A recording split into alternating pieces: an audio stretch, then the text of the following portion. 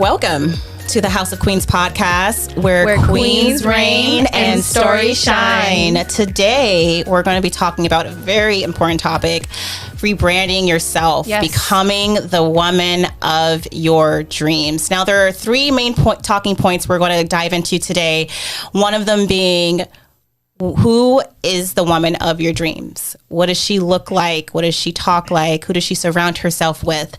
The second point we're going to dive into is building your routine, what you can do to make sure you have the right routine in place so that you become closer to really getting an essence with the woman you're looking to become. And then lastly, we're talking about reassessing. So reevaluating yourself over the next few days and see how you've done. So for me, I always like to rebrand. Every year, right before the new year starts, I ask myself those same questions. Like, what does the woman that I'm looking to become look like? Who does she talk to? Who does she remove? What does she walk like? What does she talk like? All of those things. I think it's super important to really ask yourself what that woman looks like, and write that down. It's so important. It's so hard for you to remember who it is you want to become without writing it down. So write those things down. Yeah, that's a really good point. I think writing it down really paints the picture more so than, just saying it, forgetting about it. You definitely want to have like a mood board. I suggest creating a mood board for what your dream woman looks like.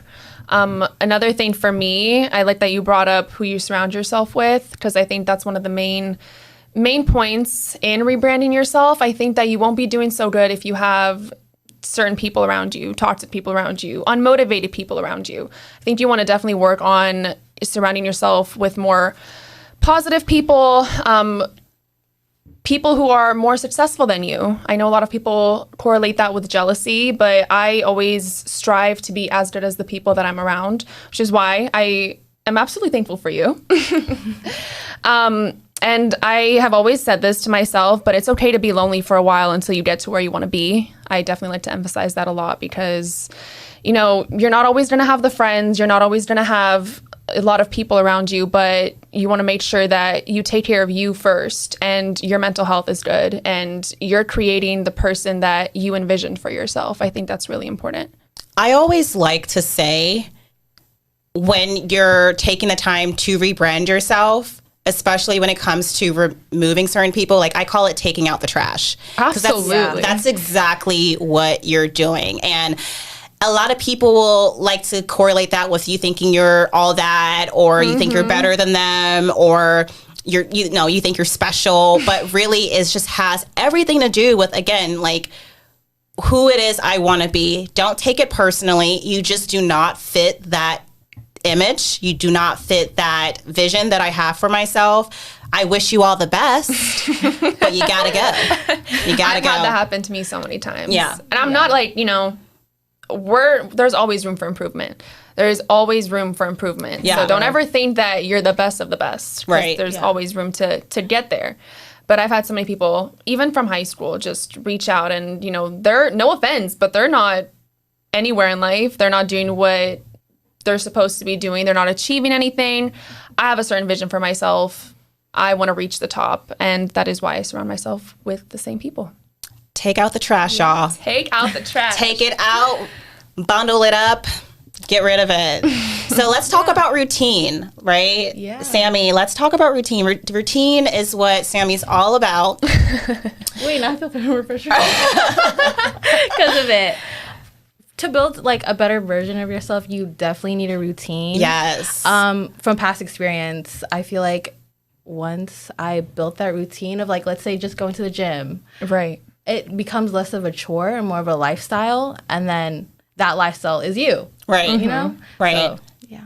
Yeah. I mean, and that comes with a number of things. Like, it's not even just like looking about like how you look on the exterior, but like, how is your health? Like, are you eating the right foods? Right. Yeah. Right. Like, are That's you really making sure you're taking your vitamins? Are you like, you just have to make sure, like, when you're building your routine, it's not just solely on your appearance. Now, that's important.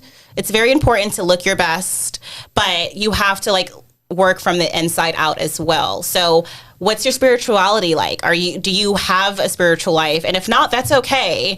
But also like dig deeper into who you are at the same time. That could be your level of spirituality as well. It doesn't necessarily have to bend with, you know, the higher power if that's not your thing. But and if it's not, then again, look to yourself and build that relationship with yourself. There are a lot of women, especially our age, in their early 20s, late 20s, I'm 28, who just do not have that connection with themselves. Like, they do not know who they are. So that's why the first step is important. Like, figure out who you are, figure out your health, figure out, you know, how much money you want to make. That's important too. I feel like so many times women are so dependent on men, which is not a bad thing. Like, they're great. Like, I love men. I will always love men. I know I need a man, but like at the same time, you want to have your own thing to fall back on. I think it's really important as women, especially in this generation. That's not to say that your relationships are always going to go south, but I think it's very important to have that to fall back on just in case anything does happen. And I'm a type of person that wants to take care of the people that I love. I wouldn't ever ask that of somebody else. So I definitely want to be the one to succeed in that sense and be able to do all the things that I want to do, not just for myself, but for my people as well. Yeah, totally. I couldn't agree more. So the last thing that I think is very important as you are stepping into this new woman that you're looking to become is, after you've done all those things, after you've asked yourself those questions, after you've written your routine, and most importantly, stick to that routine.